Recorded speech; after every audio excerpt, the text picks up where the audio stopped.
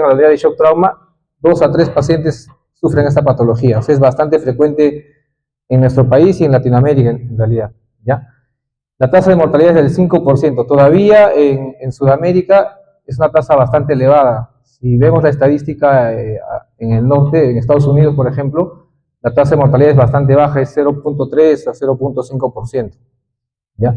Básicamente es por la idiosincrasia de los pacientes, ¿no? La mala adherencia que tienen al tratamiento, ¿ya? El 66% tienen diabetes mellitus tipo 1 y 34% el tipo 2.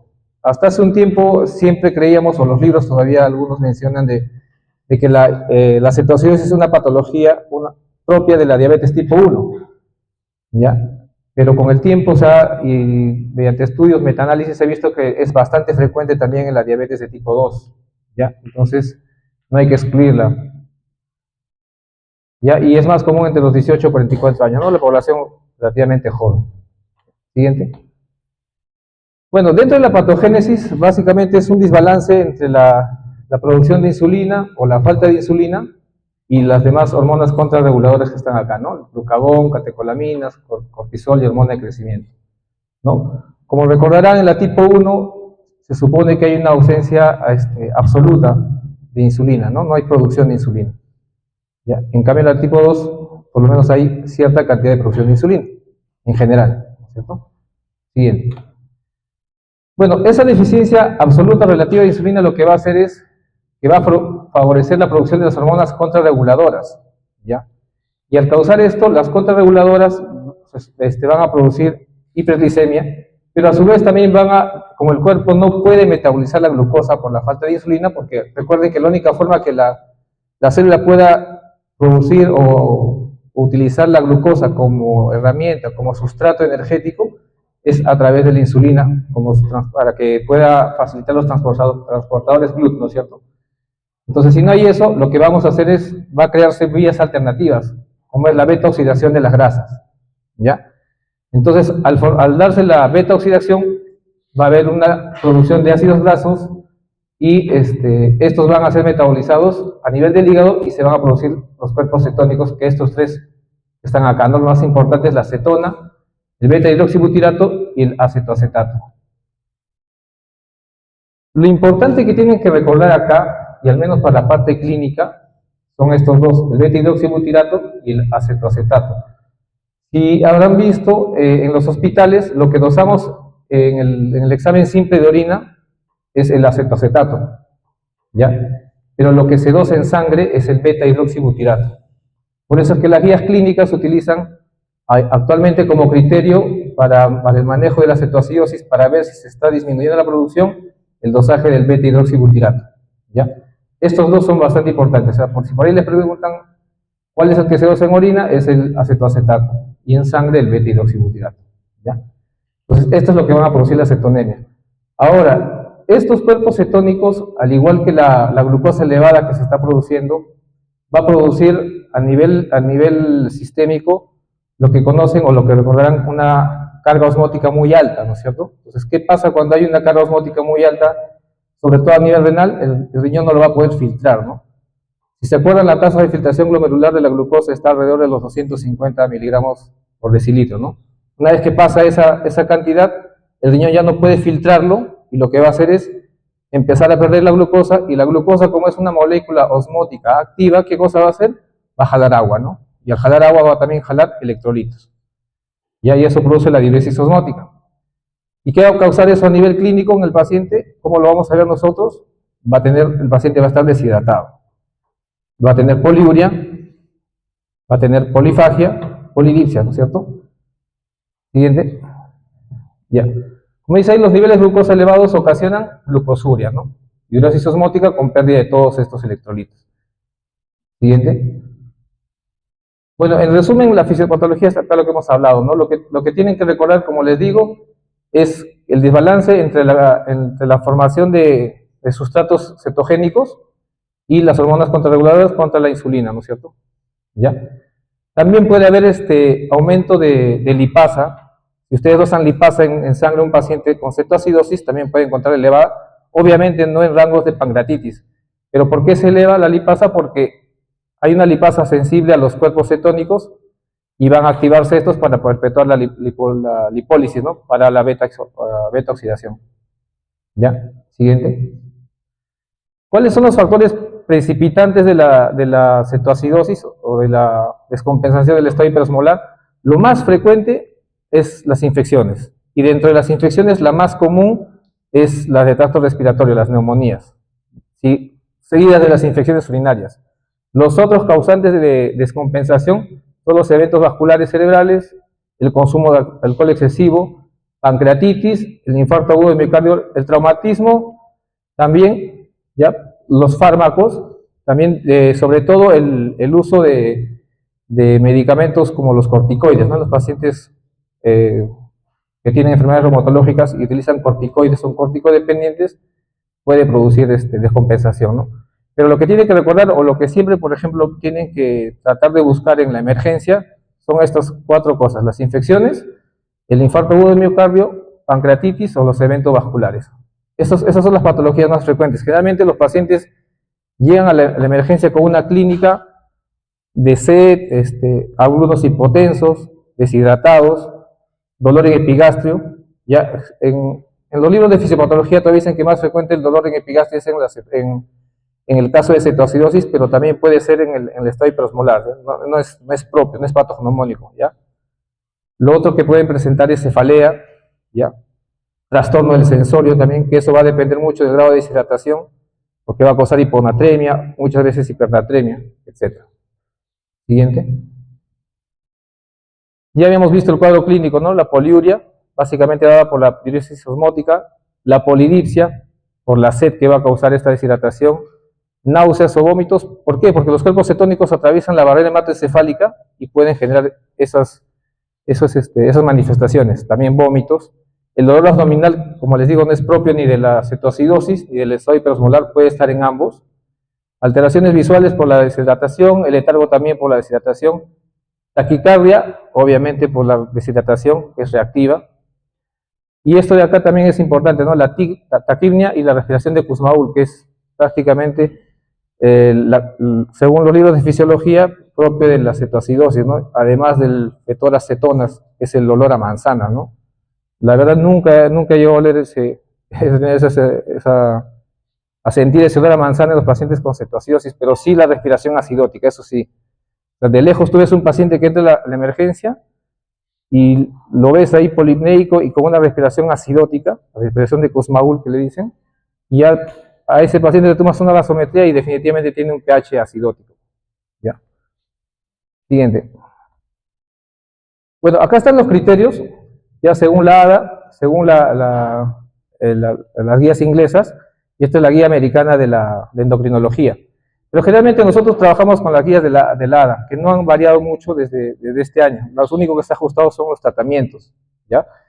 Entonces, lo que tienen que tener en cuenta son estos criterios que están acá, como es la concentración de glucosa mayor de 250, el pH obviamente acidótico, ¿ya? Y está catalogado, ellos lo catalogan en leve, moderado y severo, de 7.25 a 7.3, moderado de 7 a 7.24 y menor de 7 severo, ¿ya? Las concentraciones de bicarbonato también, el leve de 15 a 18, moderado de 10 a 15 y severo menor de 10. De esto esto es importante porque hay una controversia en el uso del bicarbonato hasta la actualidad, pero más o menos en base a estos parámetros, como vamos a ver en el tratamiento, es que se decide o no el uso del bicarbonato. El anion gap, ¿ustedes recuerdan qué es el anion gap? ¿Alguien se acuerda qué es el anion gap? ¿Nadie? ¿Ah? Diferencia de cationes. Ya, o sea, la fórmula es la diferencia de los cationes y los aniones, ¿no? Pero ¿qué significa eso? ¿Qué cosa calculas con eso? Son los aniones que no son medibles, no son dosables, ¿no? O sea, es una forma indirecta de medirlos, ¿no? O sea, lo que sobra de esa resta son los cationes no medibles, ese es el anion gap, o la brecha aniónica que le llaman. Si está muy elevada, más de 12, ese paciente tiene un anion gap elevado, ¿no? Como dice acá, severo, leve mayor de 10, moderado de 11 a 12 y severo mayor de 12, ¿ya? Son pocas las patologías que te dan un anion gap elevado. Una de ellas es la cetoacidosis. La otra puede ser la sepsis, la otra la ingesta de sustancias como el paracetamol, intoxicación por paracetamol, paraldehído, positivo, definitivamente. El beta-hidroxibutirato en sangre, como dice acá, no aplica porque obviamente nosotros, no en todos sitios se usa el beta-hidroxibutirato, al menos acá no tenemos en los hospitales nacionales, no tenemos el beta-hidroxibutirato para poder hacer el diagnóstico, ¿ya? Pero generalmente es positivo si es más de 3 milimoles, ¿ya? Por litro.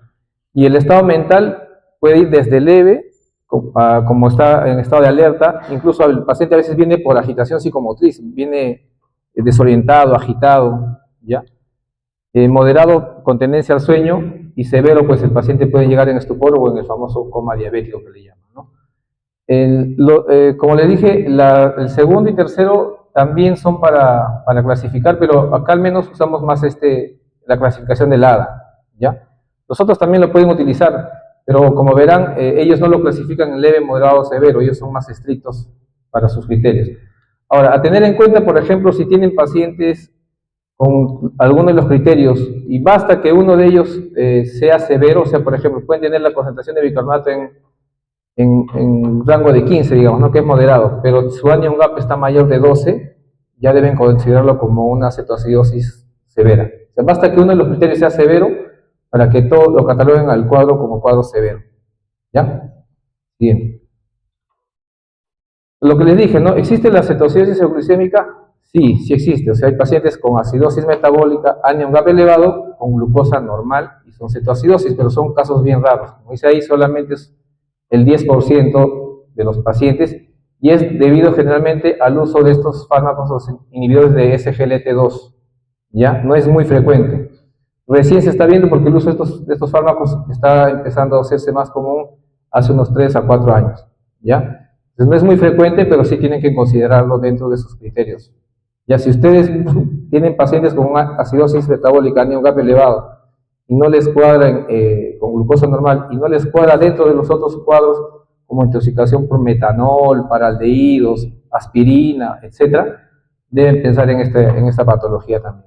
Ya, obviamente el antecedente va a ser fuerte, porque el familiar le va a decir, tiene estos medicamentos y lo van a ver, ¿no? Pero muchas veces el paciente llega solo, lo traen los bomberos, está tirado en la calle y no tenemos ninguna información y el paciente está en coma. Hasta que ya llega el paciente después de horas o a veces al día siguiente y te da algún dato más, ¿no? Siguiente. Los hallazgos de laboratorio, obviamente, pues el paciente, la glucosa va a estar elevada.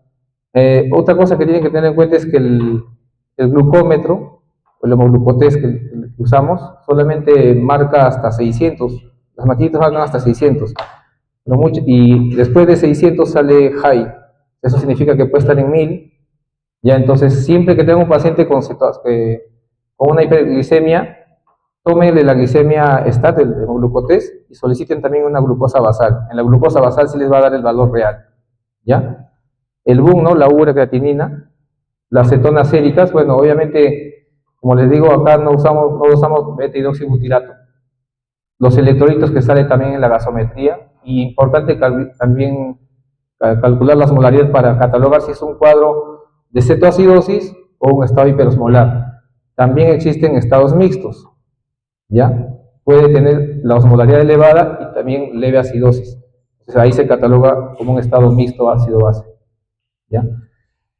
El análisis de orina para ver si no hay un cuadro infeccioso descompensante, los cuerpos cetónicos en orina, la gasometría que ya hemos pedido.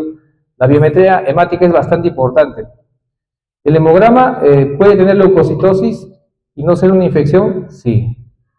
Recuerden que cualquier proceso inflamatorio da un CIRS, ¿no es cierto? Y en el CIRS se eleva, hay una leucocitosis reactiva en las primeras horas. Pues muchas veces cometemos el error en la emergencia de que llega un paciente y viene con una leucocitosis de 13.000, 14.000 leucocitos, ¿ya? Pero lo que sí no debe haber es una desviación izquierda, ¿ya? Si tienen una leucocitosis con desviación izquierda, empiecen a buscar un foco infeccioso, examinen bien el abdomen, la faringe, los pulmones, los signos meningios. Muchas veces nos olvidamos de eso, incluso a veces hasta el oído.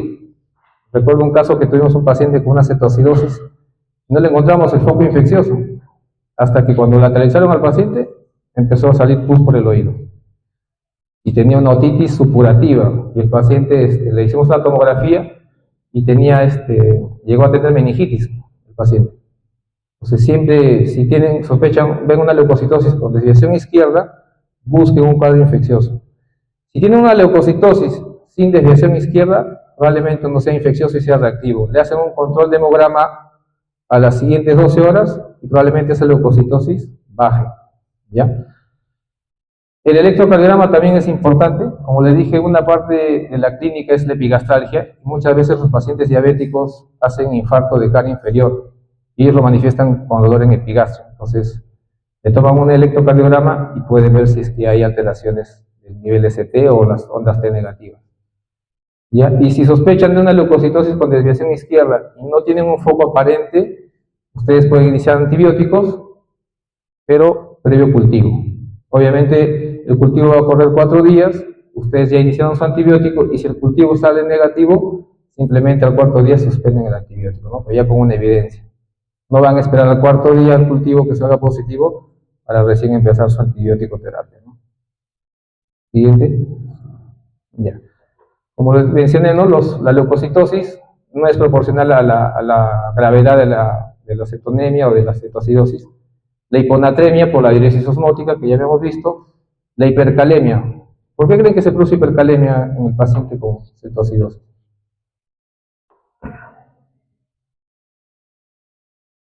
Delegado, ¿por qué crees que sí? ¿Nadie? ¿Alguien? Sin miedo, ¿quién puede responder esta pregunta? Si estamos en un estado ácido, si hay hidrogeniones libres en el cuerpo, ¿qué va a pasar con esos hidrogeniones? Aparte, obviamente, irse en la orina, ¿no? A nivel celular, ¿qué va a pasar? Todas las células tienen como cation más importante en el intracelular al potasio, ¿no es cierto? Entonces, el hidrogenión, ¿qué cosa va a hacer? Se va a intercambiar por un potasio, ¿no? Para tratar de compensar. Entra un hidrogenión y sale un potasio. Entonces, por eso es que nosotros los pacientes con cetoacidosis muchas veces le encontramos con hipercalemia, pero también con hipocalemia, ¿no? Por la diuresis osmótica. ¿No? La diuresis osmótica también se pierde, ¿ya? Entonces, eso es lo que tiene que ver. Ningún extremo va a ser siempre bien definido. En un paciente con cetoacidosis es un estado bastante dinámico. O sea, como hay todos los electrolitos van del intra al extra o lo pueden orinar, está en un constante va y viene. Entonces, por eso es que la monitorización es cada 2 horas o incluso cada hora, ¿ya? Y la milasa elevada, como les había dicho, porque hay una milasa y una lipasa dependiente de los cuerpos cetónicos, ¿no? Que son estimuladas. Siguiente. Ya, en cuanto al tratamiento, este es lo más importante y es bastante interesante cómo manejar una cetoacidosis. Ya, lo más importante que tienen que entender es los pilares que tiene la cetoacidosis en su manejo. Lo primerito, o lo más importante, aunque muchos piensan que lo es la insulina, lo más importante es restaurar el volumen, la volemia, la hidratación, la fluidoterapia. Ese es lo más importante, ¿ya? El otro pilar es la corrección de los trastornos hidroelectrolíticos, la hipernatremia, la hiponatremia, la hipercalemia o la hipocalemia, la acidosis, que se va a corregir, y la hiperglicemia. Yo les hago una pregunta. ¿La insulina con qué finalidad lo utilizan ustedes en un cuadro con cetoacidosis? ¿Cuál es el fin del uso de insulina en la cetoacidosis? ¿Cuál? Bajar la glucosa, ¿no? Falso. El fin la finalidad de la insulina no es bajar la glucosa. Y habíamos visto que en la fisiopatología la insulina lo que hace es frena la cetogénesis, ¿no es cierto? Entonces la finalidad de la insulina es frenar la cetogénesis, ¿ya? Por eso es que dentro de los criterios de corrección de la cetoacidosis no se considera la glucosa. La glucosa es lo que menos les debe importar cuando ya están manejando el paciente. Lo que deben ver o guiarse para el manejo es el pH, ¿ya? El estado ácido-base. Siguiente. Entonces, eso sí les pueden preguntar en su examen, ¿no? ¿Cuál es la glucosa? ¿Qué importancia tiene en el manejo?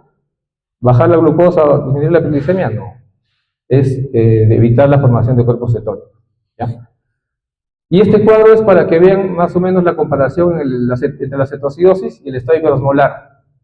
Esto es algo aproximado, ya no es a rajatabla. En la cetoacidosis, como verán, una pérdida total de agua de aproximadamente 6 litros, o sea, un déficit de 6 litros que tiene nuestro paciente con cetoacidosis. Pero el estadio hiperosmolar de gana es casi el doble, 9 a 10 litros.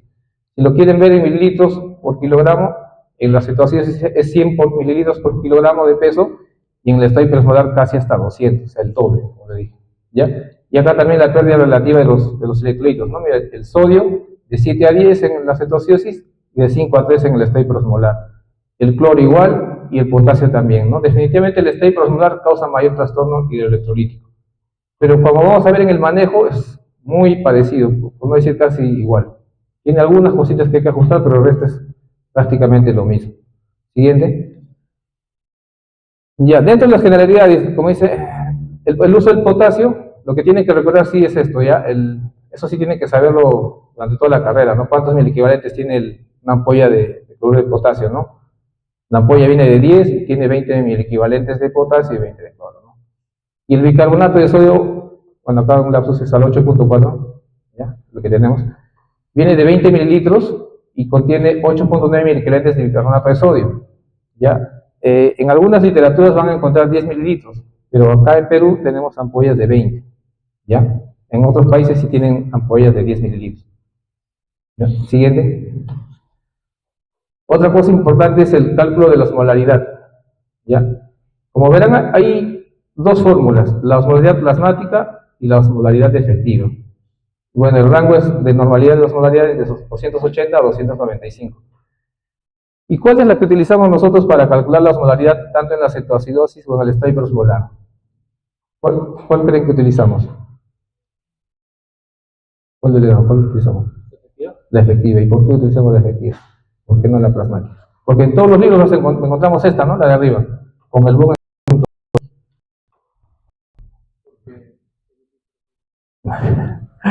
Bueno, podría ser, no. No es porque sea difícil conseguir reactivo. El tema es que no se utiliza la osmolaridad plasmática, sino la efectiva. ¿Por qué? La urea, porque esta es la urea, no es la urea. La urea es una molécula bastante activa. Entra y sale a la célula, entonces no la podemos dosar o no interviene mucho en una osmolaridad, por eso se llama efectiva. Pero lo que sí podemos utilizar definitivamente es la glucosa y el sodio. Entonces, cuando ustedes quieran calcular la osmolaridad en sus guardias, en su piso de medicina, utilicen la osmolaridad efectiva, no se guíen del boom. Porque como les digo, la urea es una molécula lipofílica, entonces atraviesa fácilmente la membrana plasmática y no necesita cotransportador incluso. Por eso es que no la utilizamos para calcular la osmolaridad. Por eso es que salió una fórmula que se llama la osmolaridad efectiva, que es la que utilizaremos. Y el sodio corregido, y de repente ya lo han visto, el sodio corregido significa el sodio que tenemos en la gasometría o el sodio sérico, más 0.16 por glucosa, la que tenemos, menos 100. Eso significa que por cada 100 gramos de glucosa, más o menos sube 1.6 miliequivalentes de sodio. No es tan difícil de calcular esto. Ya, pero con el sodio que tienen que trabajar es con el sodio corregido. No se guíen del sodio sérico. Porque el sodio sérico les puede salir 120 y ustedes van a decir, doctor, el paciente está con hiponatremia. Le calculan el sodio corregido y está en 128. Ya, siguiente. De la clase, del tratamiento. Ya, entonces ya hemos visto el diagnóstico, que tiene que ver la glucosa, cuerpos cetónicos, anión GAP, el pH y la clínica, ¿no es cierto? Eso es lo más importante para el diagnóstico. Entonces, el tratamiento habíamos quedado en 4 pilares, ¿no? Los líquidos, la insulina, los trastornos hidroelectrolíticos, el sodio, potasio, y un cuarto pilar que no es tan importante, que es el uso del bicarbonato, que hasta la actualidad está en boga todavía. Hay corrientes que dicen que sí se debe usar, otros que no, ¿ya?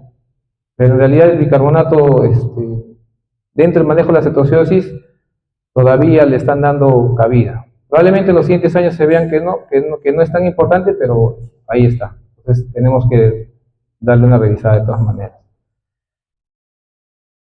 La cantidad de líquido que le vamos a...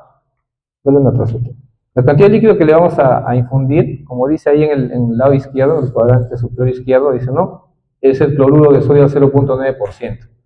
¿Ya? ¿Y en qué cantidad le vamos a dar? Según la ADA, de 1000 a 1500 mililitros en la primera hora.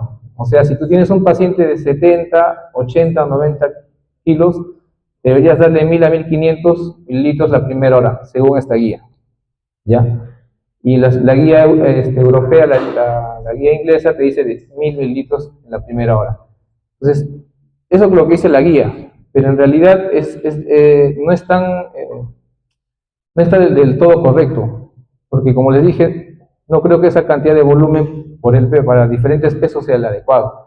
Entonces salieron otros estudios, otras guías, y propusieron algo más interesante, porque es diferente tratar, por ejemplo, un paciente nefrópata o un paciente cardiópata, a los cuales no se le puede someter a tanto volumen, que es 1500. O sea, 1500 en una hora para ese tipo de pacientes, los nefrópatas o los cardiópatas, es bastante y lo puedes llevar a la congestión pulmonar, ¿no? y empeorar el cuadro.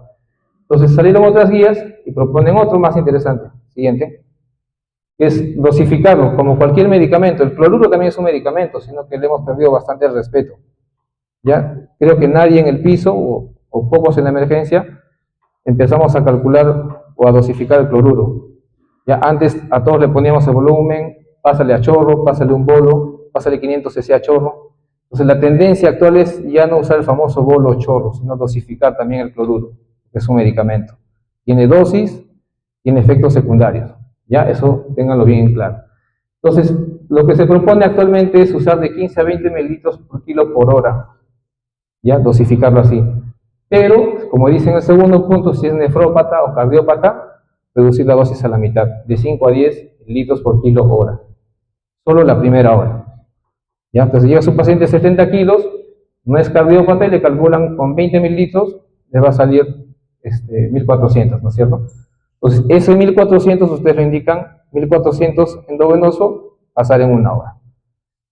En ese periodo de una hora, ustedes ya han debido pedir todos sus paraclínicos, ¿no? Su hemograma, su glucosa basal, urea, creatinina, ya tienen una gasometría, control.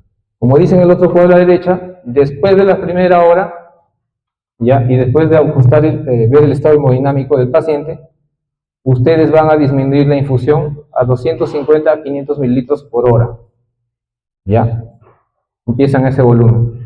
Obviamente, si el paciente es nefrópata o cardiópata, tiene que ser la mitad, de 125 a 250 mililitros por hora. ¿Se entiende, no? La primera hora, por acá, tienen sus resultados y empiezan a darle esta infusión. ¿Ya? Hasta eso ustedes ya han tenido un valor de sodio. ¿Ya?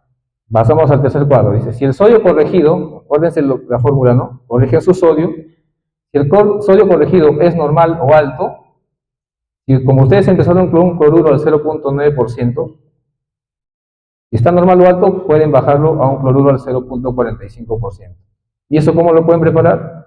Con un frasco de agua destilada de 1000, con una ampolla de hipersodio. Y eso lo tienen al famoso antes llamado medio normal, ¿no? 0.45. Pero si su sodio está bajo, menos de 130, ustedes continúan con la solución al 0.9%. ¿Se entiende, no? Si el sodio está normal o alto, disminuyen el grado de la infusión al medio normal, a 0.45. Pero si el sodio está bajo, continúan con el 0.9%.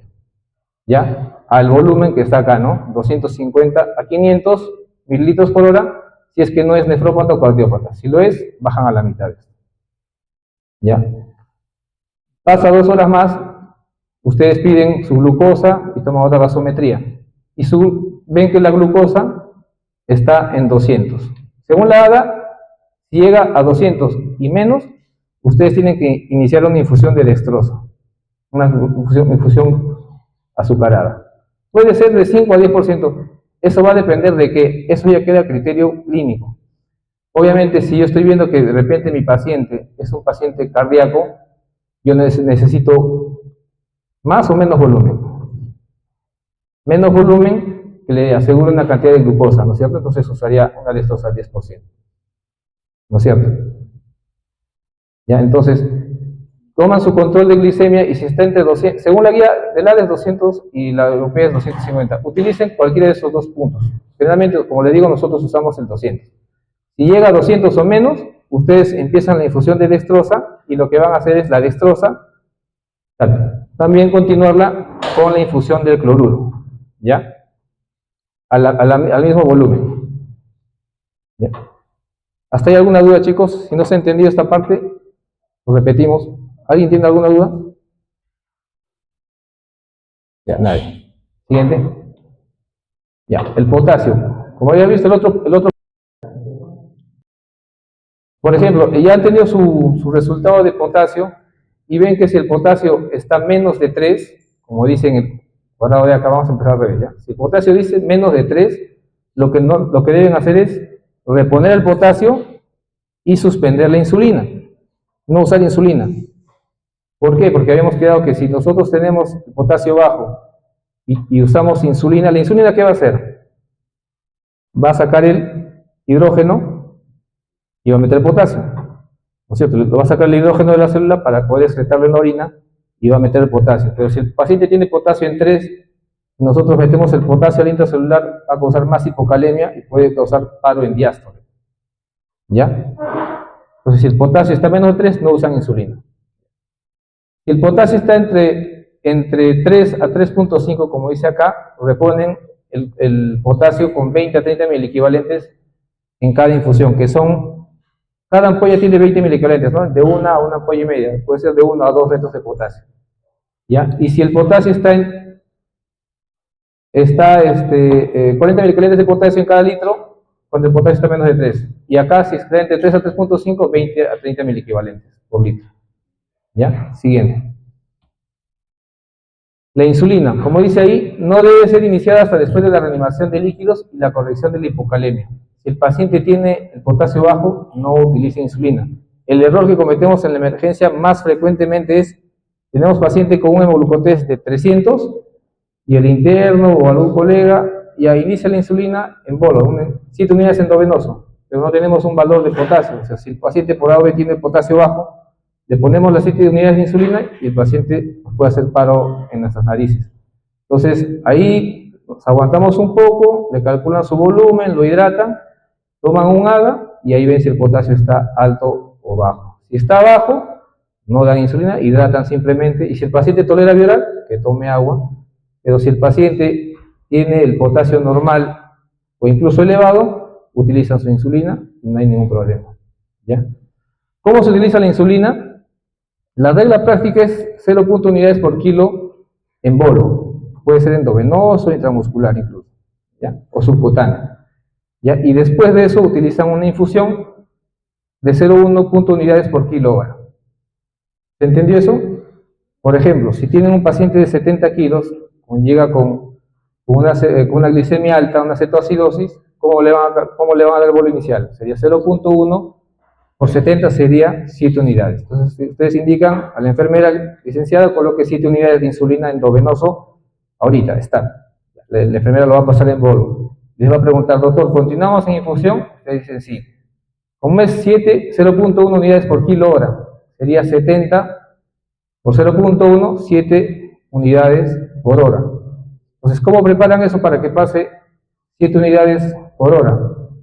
Cogen un frasco de cloruro de 100 y le dicen a la enfermera, agréguele 100 unidades de insulina R, cristalina. Entonces, si ustedes calculan, tienen 100 en 100, o sea, tendrían una unidad en cada cc, ¿no es cierto? Si quieren pasarle 7 unidades, sería 7 cc hora, ¿no es cierto? ¿Entendió, no? ¿Me entendieron la preparación?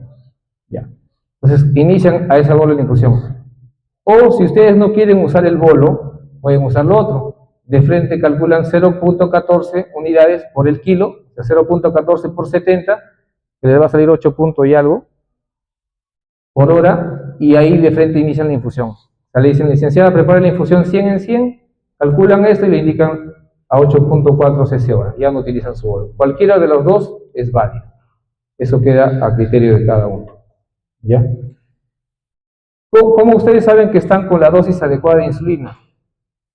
El objetivo que nosotros buscamos es bajar la glicemia de 50 a 70 cada hora. ¿Y por qué es importante no pasarnos de esto? ¿A alguien se le ocurre por qué no podemos bajar? Porque a veces vienen el interno dice, doctor, tenía glucosa en 300, y a la hora, oh, el paciente tiene glucosa en 70, te dice. O sea, de 300 a 70 en una hora. ¿Qué cosa puede causar eso? ¿Mm? No, la hipoglicemia, obviamente, pues, pero a nivel del órgano, ¿qué cosa va a causar? ¿Ah? ¿Qué hace la insulina? Mete glucosa a la célula, ¿no? Y la glucosa que lleva, ¿qué transporta también? Agua. Y a nivel cerebral, ¿qué puede pasar? Edema cerebral. ¿Ya? Entonces, por eso es que no es bueno bajar la glucosa tan rápido.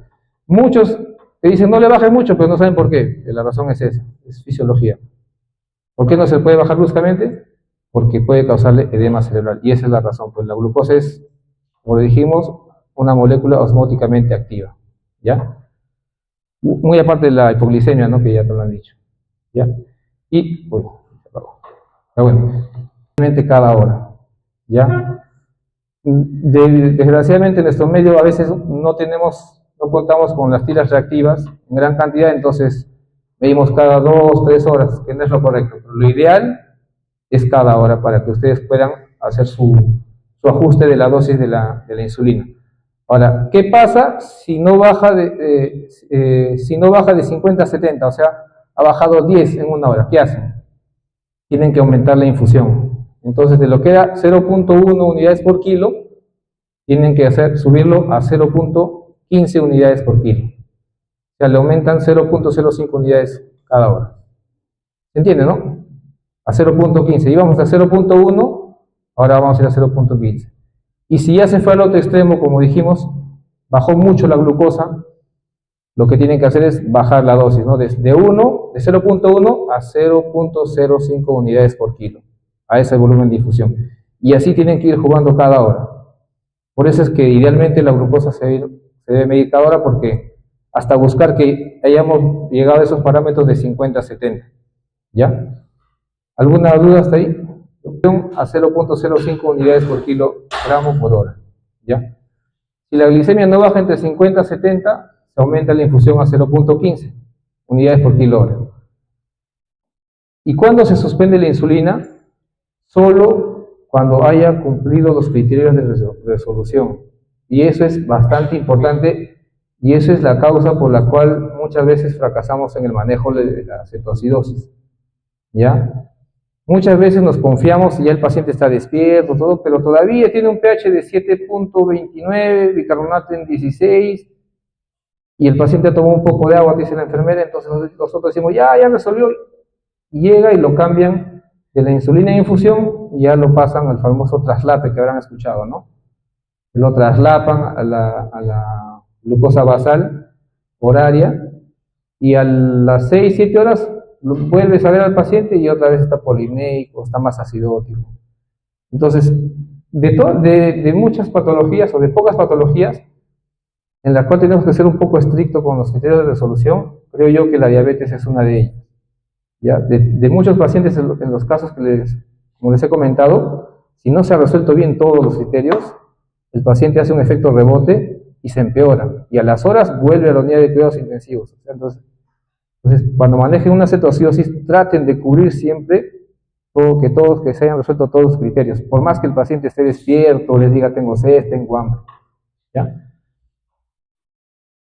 ¿Cuándo y cómo? Esos son los criterios de resolución que tienen que tener en cuenta, ¿ya? Glicemia menor de 200, bicarbonato, el pH venoso. ¿Por qué les he puesto venoso acá?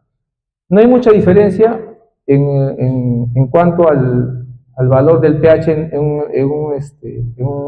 una gasometría arterial y una venosa. Es 0.03 de diferencia el pH en la sangre venosa. Lo que sí es un poco traumático estar sacándole un AGA pues cada 2 horas, ¿no? Obviamente si el paciente tiene una línea arterial o un catéter venoso central, es más fácil, ¿no? De la línea arterial. Pero la tendencia cada vez es a pinchar menos al paciente porque es bastante doloroso.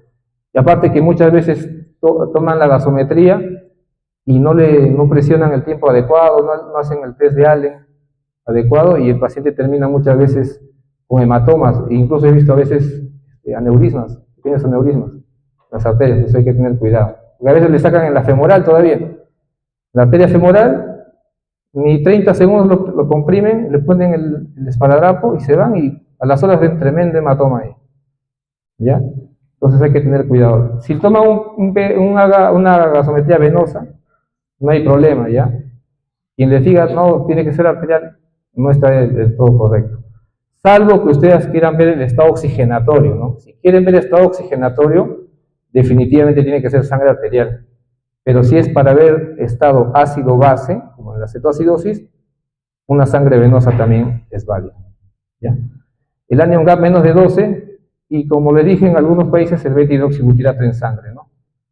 Y que el paciente ya sea capaz de comer. Ya como les digo, y como tiene que irse con la idea de que la insulina no es para bajar la glucosa, sino es para corregir el pH. Ya. Siguiente. Ya, me olvida. Retrocede, por favor. Este cuadrito acá es importante. ¿Cuándo y cómo hacer la traslapación basal a bolo? No sé, el traslape. El paciente cumpla criterios de resolución, que son los de acá, ¿ya? Continuar con la infusión 2 a 4 horas después de iniciar la insulina subcutánea de acción corta. Y la insulina basal puede administrarse al mismo tiempo que la primera acción rápida o antes. ¿Ya? Y el momento ideal siempre es antes de comer. ¿Qué significa eso? ¿Por qué se tiene que dar, por lo menos, continuar con la infusión 2 a 4 horas todavía? Porque el tiempo para que la insulina de acción corta haga efecto va a demorar entre 2 a 4 horas, hasta 6 horas. Y si usted le suspende la insulina de acción ultra rápida, la rápida, que es la que está en infusión, le van a cortar la insulina y a la hora ese paciente va a hacer hiperglicemia otra vez y va a hacer cetogénesis. Entonces nunca suspendan la infusión, inmediatamente le hayan puesto el bolo de la infusión de insulina ultracorta. Dejen la infusión 2 a 4 horas, ponen su insulina de acción ultracorta subcutánea y recién después de la cuarta hora se lo retira. ¿Ya? ¿Se entendió eso, no? ¿No entendí eso? Siguiente. ¿Ya? ¿Y cómo se calcula la insulina o el famoso traslape? ¿Cómo se hace? ¿Ya? Si el paciente ya es un paciente diabético, ya utiliza insulina, ya tiene una dosis, las guías recomiendan volver a su mismo esquema, ¿ya? Al volver al esquema que tenía.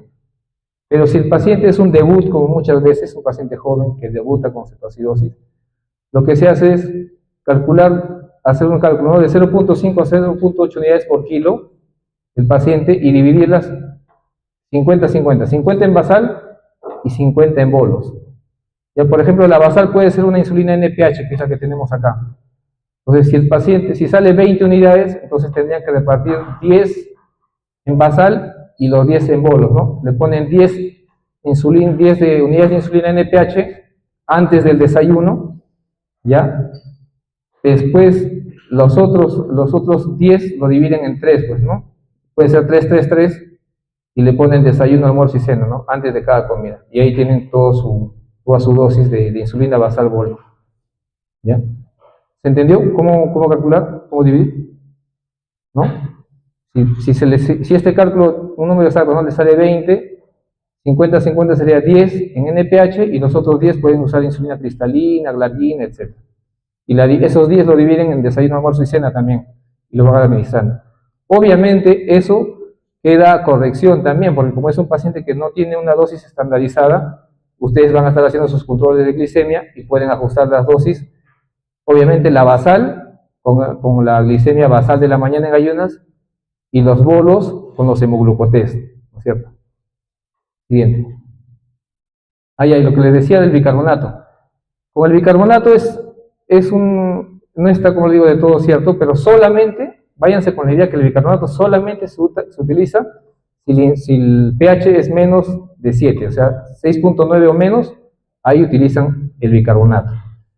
Muchas veces llega a la emergencia paciente con pH en 7.2, bicarbonato en 3, y se asustan y agarran y le ponen 6 ampollas de bicarbonato en bolo. Le zampan el bicarbonato en bolo. Y eso puede ser contraproducente, porque el bicarbonato, ¿qué va a hacer al final cuando llega al cuerpo? ¿Se va a metabolizar con qué cosa?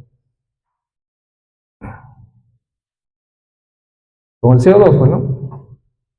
Bicarbonato más CO2, ¿qué cosa da? Agua Y CO2 también. No. ¿Cómo es? No, pues el bicarbonato, ¿con qué se va a taponar? Con el hidrógeno, pues. Con los hidrogenianos. El bicarbonato se tapona con los hidrogenianos y eso va a dar CO2 más agua. Se pone polinéico, pues, ¿no? Para eliminar el CO2. Entonces, si ustedes ponen bicarbonato, ¿qué va a pasar? Va a liberar agua y CO2. Y nuestro paciente está acidótico, pues. Y el CO2 que va a producir, más acidosis. Por eso es que a veces hacen una acidosis de rebote, que le dicen, o una acidosis paradójica, ¿ya? Por eso es que hay que tener bastante cuidado con el bicarbonato. Solamente si el pH es menos de 7 o 6.9, se utiliza. ¿Y cómo se utiliza? No se utiliza en bolos. Eso ya está establecido. Se utiliza, como dice acá, 100 milimoles o 100 mil equivalentes de bicarbonato, ¿ya? En 400 mililitros de agua destilada con una ampolla de hipersodio. Esa preparación la van a pasar ustedes en 2 horas, ¿ya? Luego de que han pasado eso a las 2 horas, como ustedes están tomando su gasometría cada 2 horas, vuelven a ver el pH. Si el pH ya subió a mayor de 7, suspenden la insulina. Pero si el pH sigue 6.8, por ejemplo, ¿qué tienen que hacer? Vuelven a preparar esto, lo indican así como dice, en 2 horas, y en las 2 horas reevalúan con otra gasometría hasta que el pH suba a 7 a más. Solamente ahí suspenden. ¿Ya?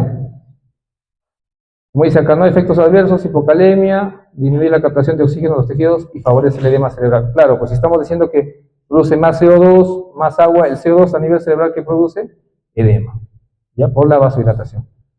Siguiente.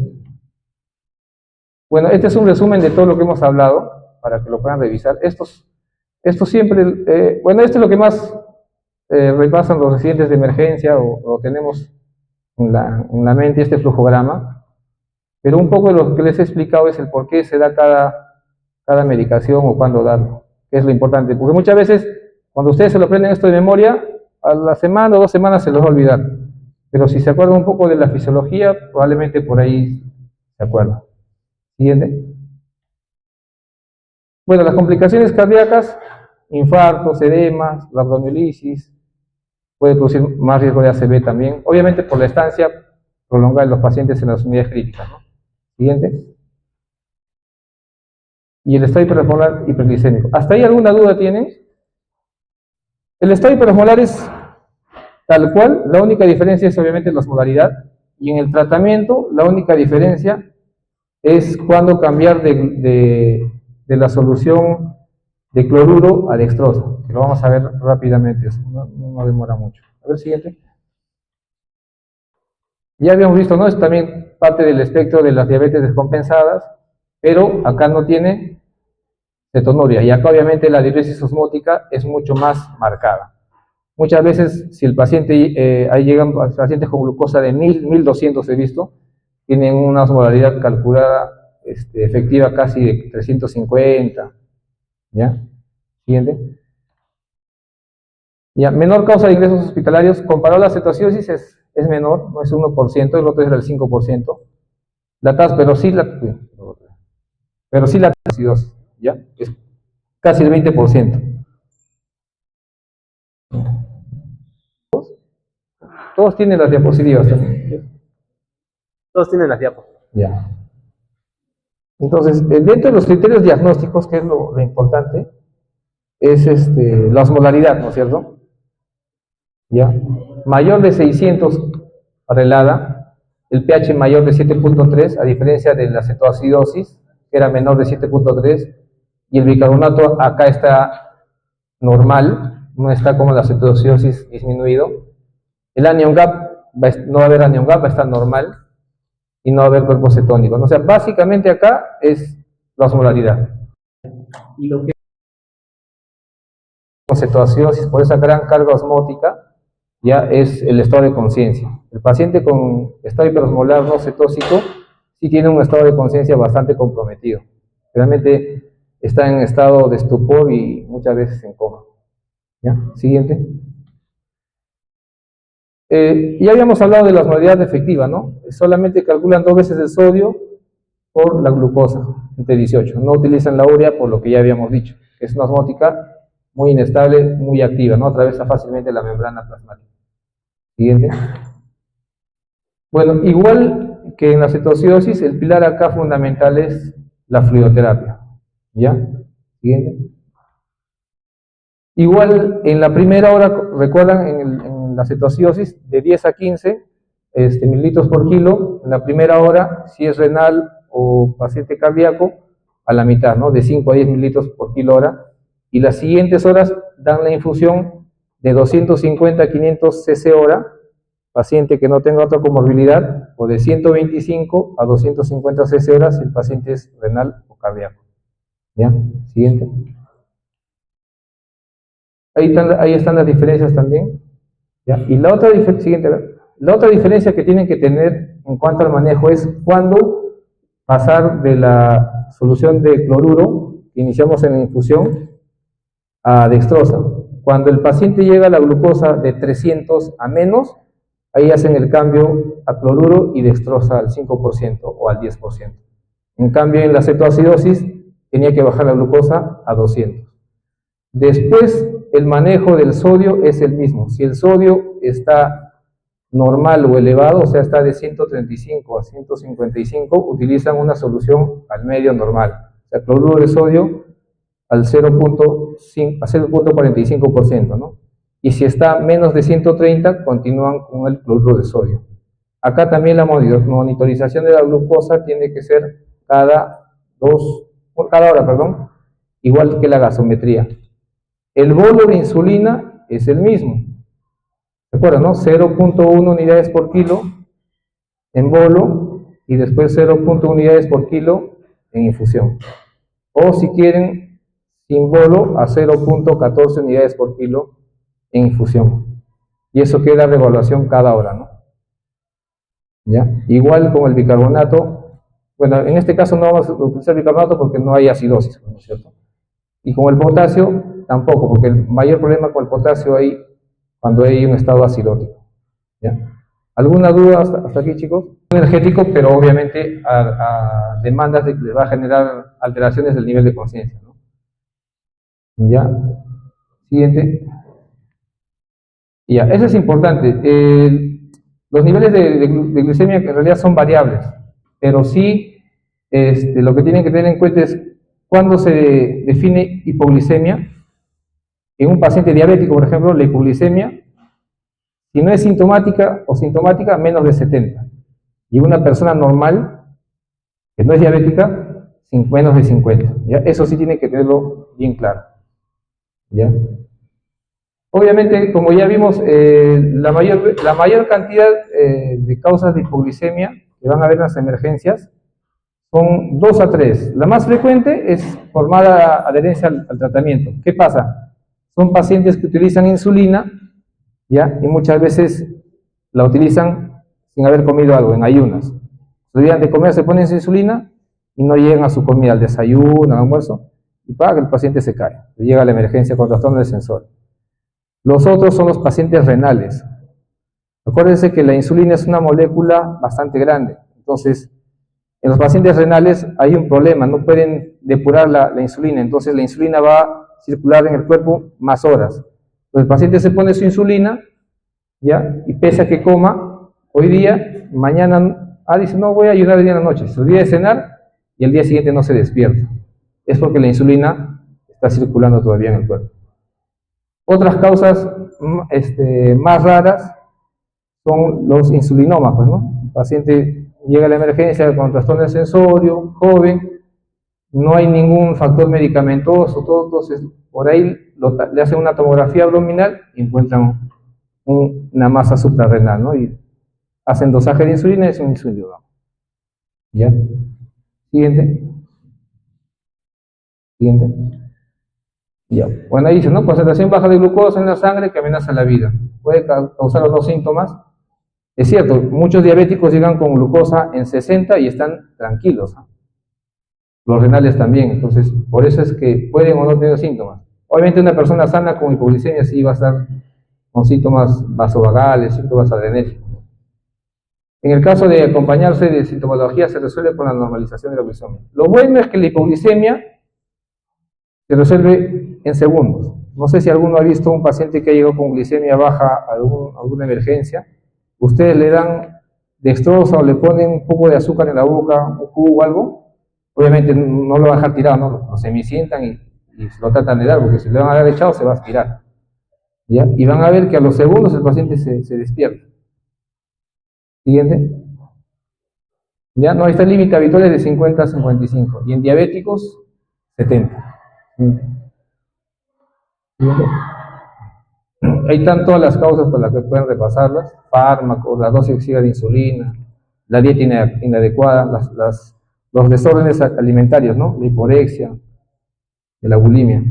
Ahora, ¿cómo ustedes clínicamente ven a un paciente en la emergencia? ¿Cómo lo pueden abordar? Llega un paciente con trastorno del sensorio, lo primero que tienen que hacer es, obviamente, si ven que está muy deprimido, manejar la vía aérea, ¿no? El ABC de la emergencia. Pero si lo primero que hacen cuando llega un paciente a la emergencia y viene el de laboratorio o tienen a la mano, tómenle una glucosa. Y van a ver que la glucosa está en 20, o a veces vienen pacientes, dicen, está con bradicardia. O sea, que todos se abocan al monitor, le toman el electro, ¿no? Dicen, tiene un bloqueo AB, todavía le quieren poner marcapaso y nadie le toma glucosa. Le toman una glucosa y está en 20. Le dan dextrosa y todo se normaliza, la presión, la saturación, la frecuencia cardíaca, todo, y el paciente se despierta. Entonces, lo primero que tienen que hacer cuando llega a la emergencia con un trastorno sensorio, una glucosa. Eso no les va a tomar ni 5 segundos. ¿Ya? ¿Y cuál es la dosis con la cual se revierte una hipoglicemia? ¿Alguien sabe? Cada ampolla de dextrosa al 33%, ¿cuántos gramos de glucosa tiene?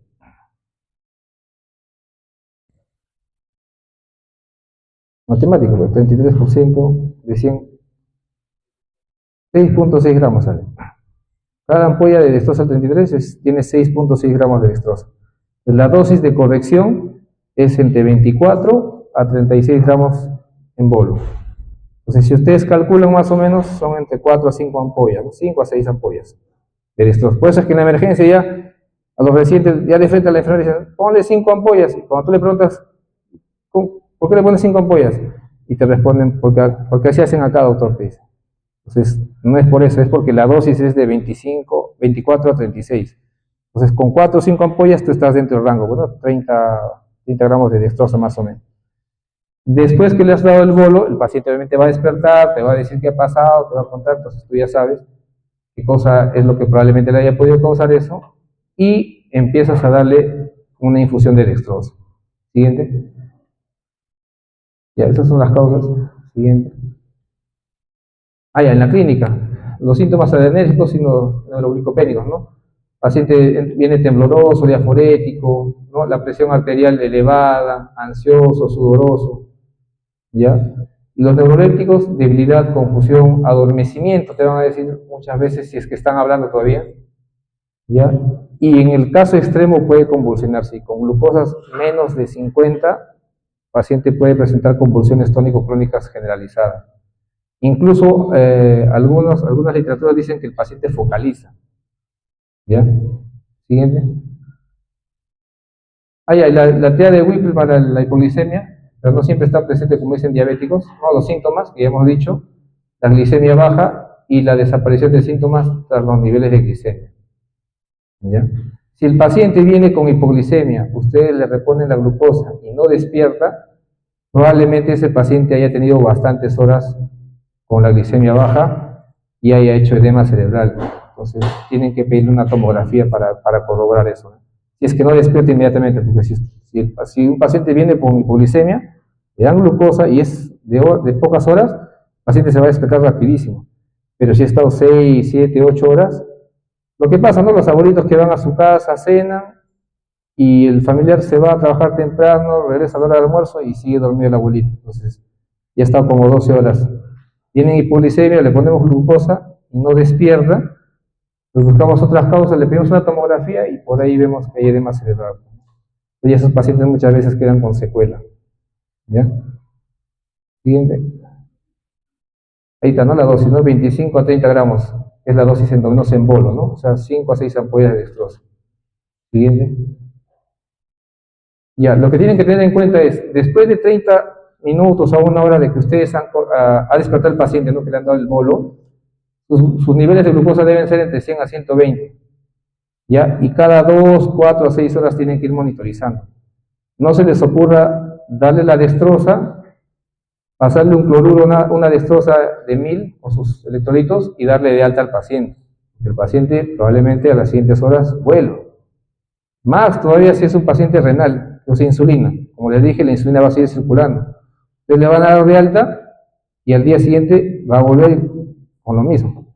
Entonces monitorícenlo 12 hasta 24 horas, que mantenga glicemias, que ya esté comiendo y ya le puedan dar de alta con seguridad. ¿Ya? Como dice ahí, se debe continuar con ceros glucosados, pueden usar del 5 al 10%, eso queda a criterio de ustedes. Como les digo, si es un paciente renal o cardíaco, necesitan pasar poco volumen, entonces utilizan la dextrosa al 10%, ¿no? Les va a dar una carga adecuada de dextrosa en poco volumen. Hasta que el paciente sea capaz de comer, si puede comer, dar 20 gramos de hidratos de carbono en absorción lenta, ¿no? Realmente pueden darle avenas o algunas otras frutas, ¿no? Como dice, hay galletas. Incluso Rivera puede decir, tráigale galletas o una sopa y le traen eso, ¿no? Y si es hipoglisemia por alcoholismo, porque el alcoholismo también produce hipoglicemia, ustedes saben, se tiene que dar también la tiamina, ¿no? Que tenemos en algunos hospitales hay tiamina. O 100 miligramos endovenoso intramuscular y continúan con la corrección. Siguiente. Bueno, eso es todo en cuanto a la hipoglicemia.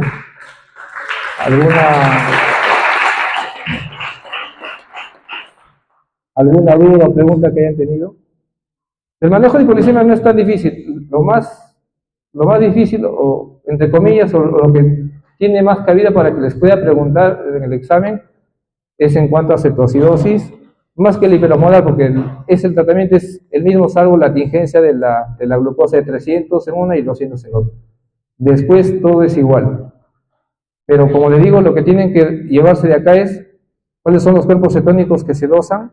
En orina el acetoacetato, en sangre el beta-hidroxibutirato, los criterios de cetoacidosis, el pH menor de 7.3, bicarbonato menos de 18, cuerpos cetónicos en orina, nivel de estado de conciencia, el anion gap también mayor de 12, el uso de la insulina, la dosis, 0.1 unidades por kilo en bolo, después 0.1 unidades kilogramo en infusión, tener cuidado con el potasio, no administrar insulina si el potasio es menos de 3, eso. ¿Qué más les pueden preguntar? Y el uso de bicarbonato, solo si es menos de 7, o sea, 6.9 para abajo, bicarbonato, si no, no utilice. ¿Ya? Si no hay dudas, preguntas, chicos, dime.